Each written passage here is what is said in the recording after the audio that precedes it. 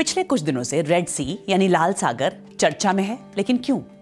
वहां हाल में जहाजों पर लगातार हो रहे हमलों की खूब बात हो रही है। चर्चा है समंदर में हो रहे वार पलटवार की भी और वहां से होने वाले कारोबार की भी।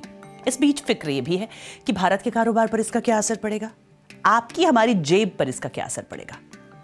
यहां से सैकड़ों मील दूर लाल सागर में जो कुछ भी हो रहा है, क्या हमें उसकी फिक्र होनी चाहिए? क्या हमें इस बारे में जानना चाहिए? तो इसका जवाब है बेशक। इस घटनाक्रम का हमारी जिंदगी पर असर पड़ेगा और पड़ रहा है। कैसे? आइए जानते हैं।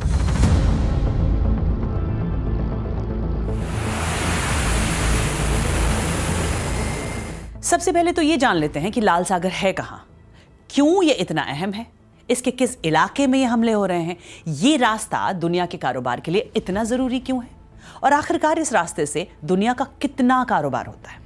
दरअसल लाल सागर या रेड सी को अफ्रीका और एशिया के बीच हिंद महासागर का प्रवेश द्वार या एंट्री पॉइंट कहा जाता है।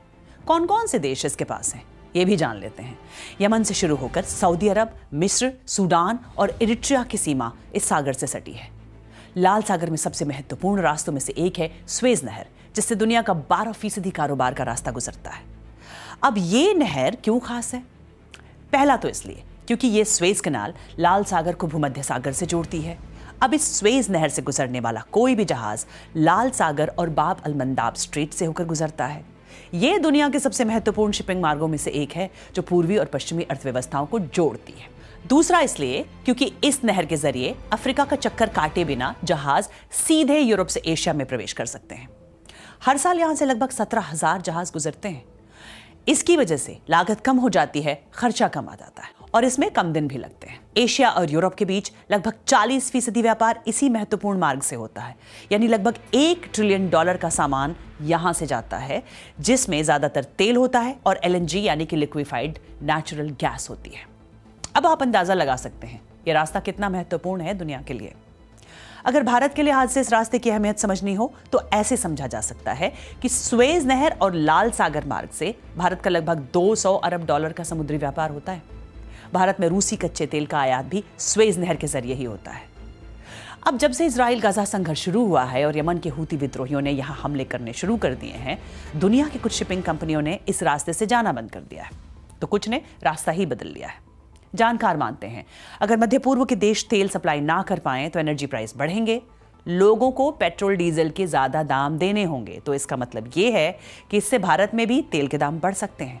यही नहीं, इसके साथ ही भारत से सामान दूसरे देशों में भेजने में भी दिक्कत होगी, क्योंकि S&P ग्लोबल मार्केट इंटेलिजेंस के विश्लेषकों के मुताबिक एशिया और खाड़ी देशों में यूरोप, मध्य पूर्व और उत्तरी अफ्रीका पहुंचने वाला 15% सामान समुद्र के इसी रास्ते से भेजा जाता है। इसमें 21% से ज्यादा रिफाइन तेल होता है, 13% से ज्यादा कच्चा तेल होता है।